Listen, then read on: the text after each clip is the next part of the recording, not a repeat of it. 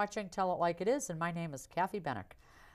Today you're watching part of our series on candidates who are seeking office in Bedford at the 2014 town election, which will be on Tuesday, March the 11th. Now, during the series, I'll be interviewing the candidates for the town council, the school board, the town clerk, and town moderator. Candidates this year had the opportunity to do both this show and to the BCTV produced show called Candidates Corner. Council and school board candidates also could participate in debates that were hosted by the Bedford Men's Club. Hopefully all of the candidates took at least one opportunity if they want you to vote for them. Only 2 candidates did not bother to respond to interview invitations for this show. Town council candidate David Coles and town clerk candidate Courtney Hodgson were those 2. Coles did not participate in the council debate. I have no idea if he or Ms. Hodgson did do a candidate corner show, but frankly, if they didn't, I'd wonder why anybody would vote for either one of them. And that's my version of telling it like it is. The Tell It Like It Is series is very different than Candidates Corner shows. With the Candidate Corner, each candidate could choose who would be his or her interviewer, and there was no requirement as to how or what questions would be posed. On this show, I'm conducting all of the interviews. Candidates have absolutely no idea as to what I'll ask them. To be as fair as possible, I'll be asking the candidates in the same race the same questions. All shows will be released at the same time, thus no candidate will watch an opponent's show prior to his or her own interview. In addition to the shows being aired on BCTV, they'll also be posted on the show's website at www.tellitlikeitisnh.com. Candidates did provide to me their own background information. Some were very long with lots of details. Others provided more or less like a life summary. To keep my introductions as fair as possible in length, I then chose info that I thought might be the most relevant to voters.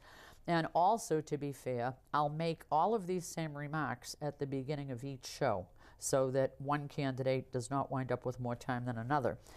I'm going to ask all candidates to keep their answers pointed so that all questions can be asked and answered, and candidates then can return to a subject when they have the opportunity to tell you more about themselves. So, with that, our guest today is a candidate for town moderator, and that would be Barbara Chagnon. After excelling in the executive secretarial program with legal specialization at the Burdett School in Boston, Barbara began her career serving as legal secretary in the Boston law firm of Epstein, Goldstein, and Feldman. After moving to New Hampshire, she then became a computer whiz and worked for about 8 years on special projects for the state's Department of Health and Human Services, the Office of Alcohol and Drug Abuse Prevention, the Division of Welfare, and the Office of the Attorney General.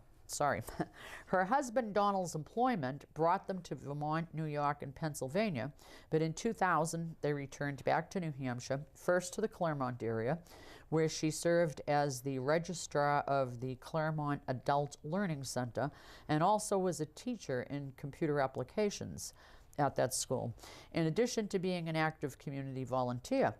They then moved to Bedford, where Barbara has continued a wide range of community volunteerism. Many people will recognize her as a longtime volunteer at the Bedford polls at election time, and she ultimately served as the assistant moderator to then town moderator Rick Bullock.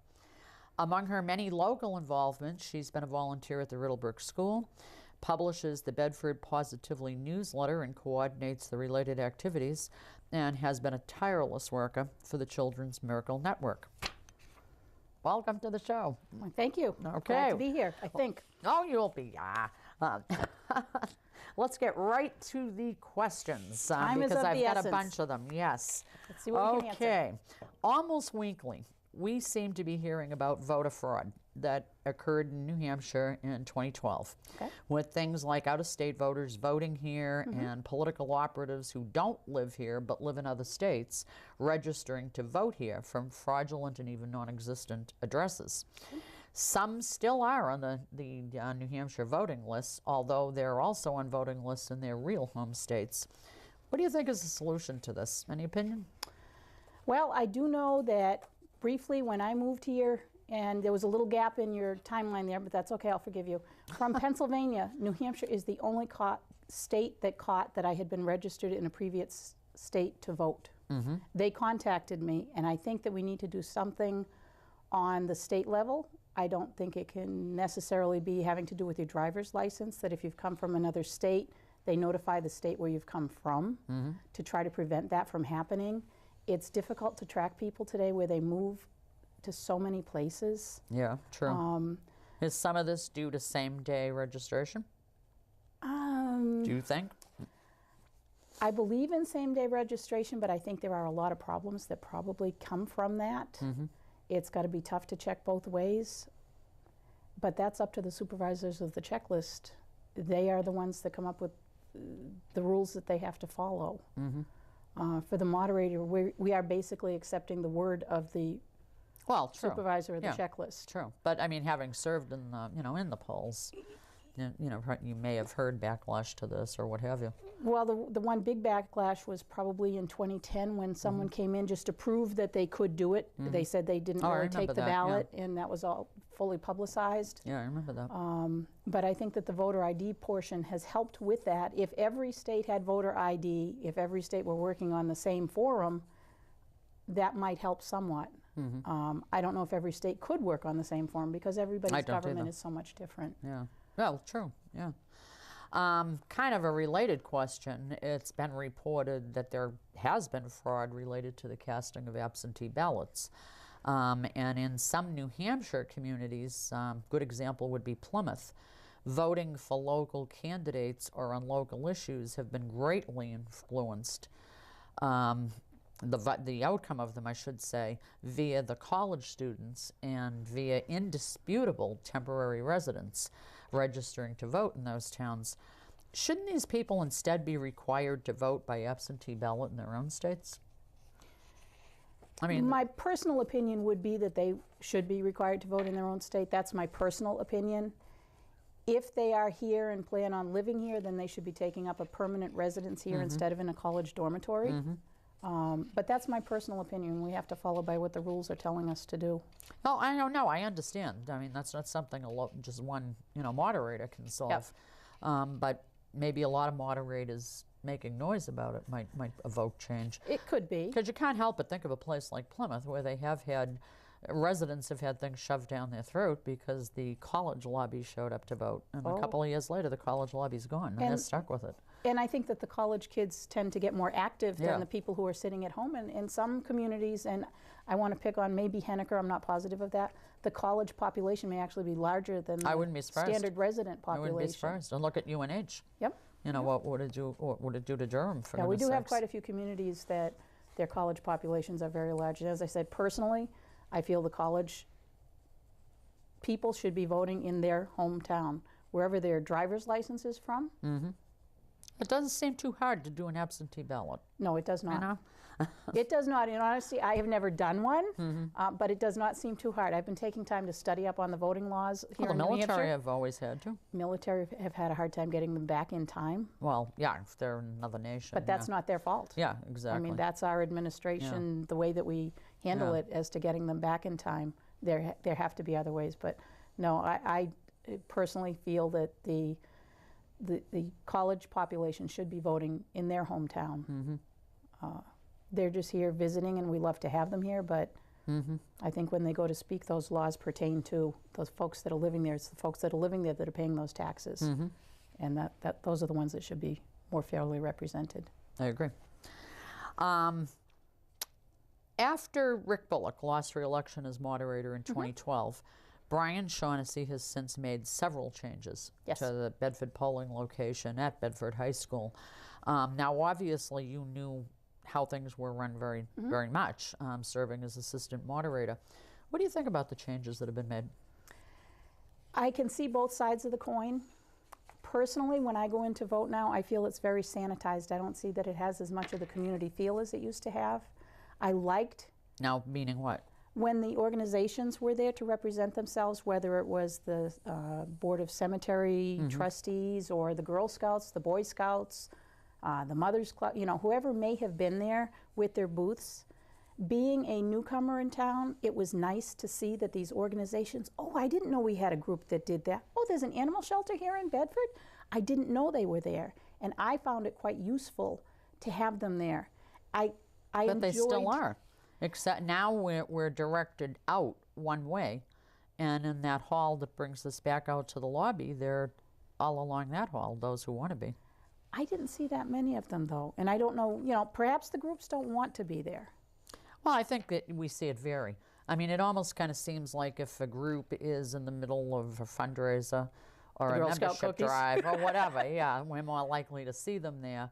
But unless they have a specific purpose, you know, they might have a hard time even recruiting volunteers to sit there by the hour, you know? Yeah, I found it very sanitized. I personally liked the feel of some of the hubbub of Mr. Shaughnessy's predecessor. Sometimes I might have felt as though it got a little too loud and rambunctious. On occasion. On occasion. But I did enjoy it, and that's part of why, that's the change that I would like to make. I haven't had much time to look at the numbers and see if there's been much difference, but then again, Mr. Shaughnessy's only had a couple of elections. You mean the voter turnout? The voter turnout versus absentee. I don't think that changes all that much. I don't think it has. The numbers I looked at, I didn't see a big difference, so I couldn't say, well, here's the difference. It's just a personal thing, and I'd like to see more new folks coming in to participate somehow. Bedford seems to have, and I don't want to offend anyone on this, it's like there's the old Bedford group and there's the new Bedford group. Yeah. And they don't quite seem to mesh. I'm in the new Bedford group, and I'm trying to mesh in with, excuse me, the old Bedford group. And I'd like to see somehow that come in together. And I think at the polls is about one of the very few times when we see both populations coming to do something together. One thing I think that most people really noticed was the fact that there is no longer that final checkout after voting. And people seem to like that a lot because of the speed that it brings. Yes. Because as you know, sometimes there would be a line of people waiting to check out, and some of them would get pretty irritated. I mean, I sat there many times listening to a few of them. So, you know, on that particular aspect of it, it would kind of seem as though that's a positive. Do you think it is or isn't? I believe it's a positive, and also, as I said, one of the things I've been doing is reading up on the New Hampshire election laws. There is actually a law, or I should say a rule, that is anti-checkout if you have electronic counting machines, which we do. Yeah. I understand in previous years there had been some discrepancy between the number of votes that were cast and the ones that up front checked in versus the ones that checked out. And for a while that was a backup, and that's why it was there.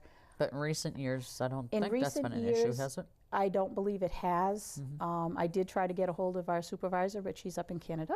Oh, so I'll be talking with her before then. She's getting some family more time snow in. than us, I hope. I don't think so. But no, I don't honestly feel we need the checkout tables at this point. If we had some problems, maybe we would have to put them back, but I don't really see where they were needed, and especially now where we have the voter ID law, if the clerks are being efficient and watching the names, we shouldn't need a second backup. Well, the one benefit is fewer people live there crabby. Hopefully they don't come in crabby and go out crabby. I don't know about that part. Yeah, we don't need extra lines for anything. Our time is of value no matter which side of the desk we're on. Especially if somebody has 3 or 4 little kids with them, which would happen often, and the kids would get very antsy. Oh, yes. Yeah. Got to give them those stickers. Yes, I did vote. Yeah. I kept them quiet for an extra 15 seconds or so. Yep. Now, many voters, and I will be asking both of you this, so I mean, you're not getting singled out. Oh, no. All right. Many voters turned against the previous moderator, Rick Bullock, as part of some outrage that for many years, very large amount of Bedford taxes did not get paid on properties on which Bullock had some type of an affiliation. Now, during the 2012 election cycle, I think you remember, I did have him come on, tell it like it is. And he, on one of those shows, swore that those tax obligations were not his, and said that the town would be provided with the documents to prove it. 2 years later, he's never done it. And the unpaid taxes right now are, again, well over $100,000. Now, what do you think of this? And I ask this because there's supposed to be that important element of trust when we vote for a town moderator. Yes. Doesn't a situation like that reduce the trust? I think that Kathy, that Mr. Bullock and I are working in conjunction with I Bedford know that. positively. Yeah, I and know I'm that. sure that most of the people out there also know that. Personally, I don't feel that that pertains to me running as moderator, but I will answer No, it. I wasn't trying to make that connection. Yep. I'm asking you for an opinion, and you don't have to limit it to moderator. You can pick any office in Bedford. The trust aspect of it, I think, is very important to people. And that was kind of one of those examples where people, I think the trust faded, and they reacted strongly when it came to the polls. Well, obviously they did, because he's no longer the moderator. Yeah. I would like to see that the taxes were taken care of if they are, in effect, his. I'm not saying they're not. I'm not saying they are. We do need to trust who's in office, and I just feel that that issue at that particular time was not the time to come out. It should have been. But he was seeking re-election. He was seeking re-election, but his taxes, were they owed previous to that? Oh gosh, yes, that's been going on for like 10 or 12 years. Was it made public before that? Oh my gosh, yes. Yeah. See, I've only been in town for 6 years, so forgive no. me. I mean, there were, the election of 2012 wasn't the first time there were billboards on the street or anything like that. I mean, there were many newspaper articles and everything else through the years. So, I mean, it was not a brand new situation. I think that, I mean, I was willing to give him the forum, and I did give him a forum. But 2 years later, when the promises he made didn't get taken, didn't happen. Yeah. 2 years That later being brings me- 2014. Yes, that brings me to the importance of, or I think the importance of voters being able to have a lot of trust in any elected official. I think that they should, and if an official were to break the law, I believe they're pulled out of office. No. No, I don't Depends think. which laws it Oh, is. I think maybe a felony or something like that, probably. I don't know. I don't even know if they can force it. I think they can temporarily remove them while an investigation's going on or something. I don't know. You'd have to ask a lawyer that. Yeah.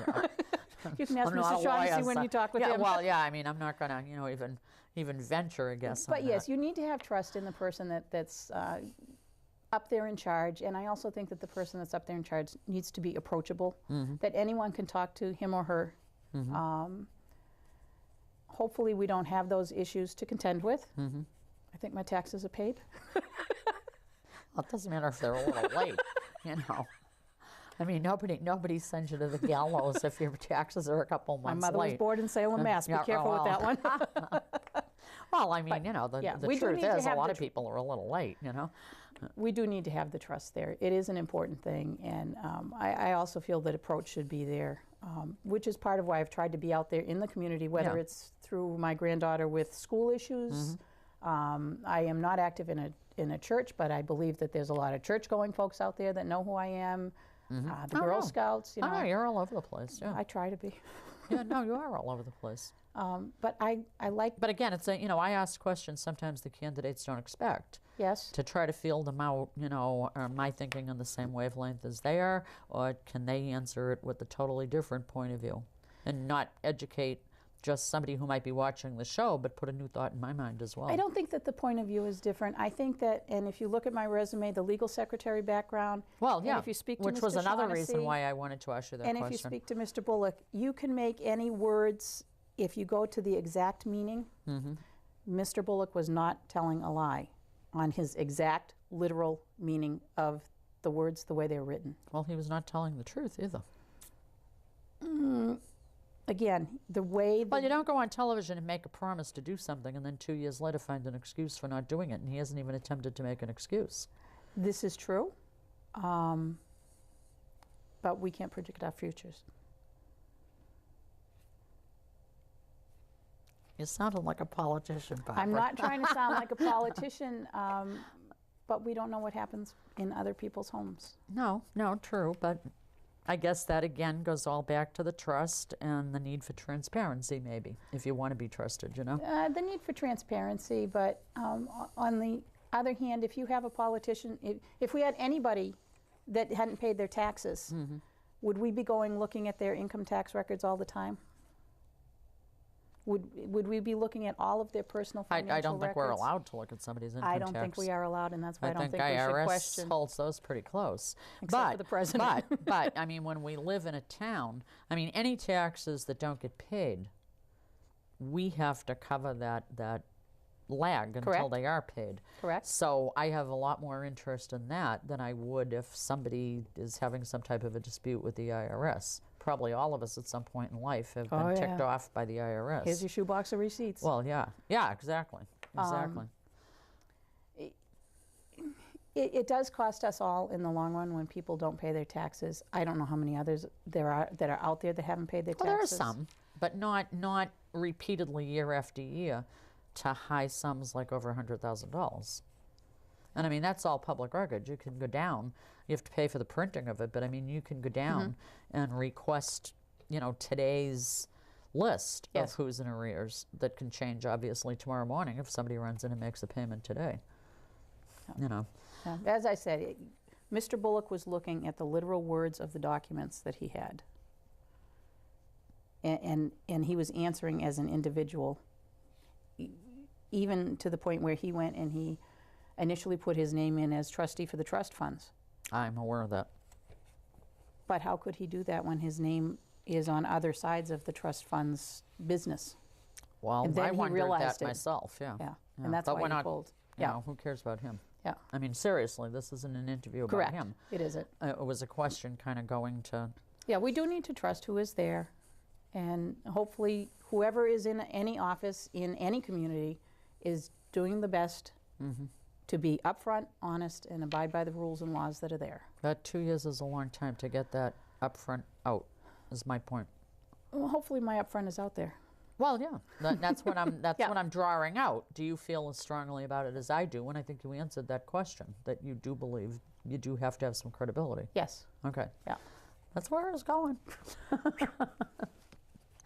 Now, regardless of what public office it is or who it is, whether it him what moderator or anything, anybody who's seeking public office, people obviously do want to believe that they're electing people of high integrity. Correct. Now, I used that example because, and I already said it, because not contributing to the function of a community by dodging, evading, or whatever taxes does hurt all of us in some fashion. So should Bedford be looking into a means by which a tax scofflaw or somebody else who is not exactly contributing to the town in the correct way would not be allowed to hold public office? Because I have heard that idea floated, not by politicians, but by residents. Do you think that would be a Bedford thing, or should that be a state thing? Well, it could be in anything. I mean, I'm just wondering if you think it's something that the town of Bedford should be looking to do through local ordinance, or finding out what their ability to do something like that is, and still remain within state law or federal law or whatever else might apply. And this is like, again, an opinion type of answer. I liked your comment when I heard you sharing a story about paying a tax bill in Massachusetts and not being able to pull a permit because they didn't yet have the tax payment recorded. The tax check was in the mail from the mortgage company. Someone went to the town to pull a permit for something, and they weren't allowed to pull the permit because their taxes hadn't been paid, even though the check's in the mail and it validly was in the mail. I do believe perhaps there are some privileges, such as a driver's license is a privilege in a state.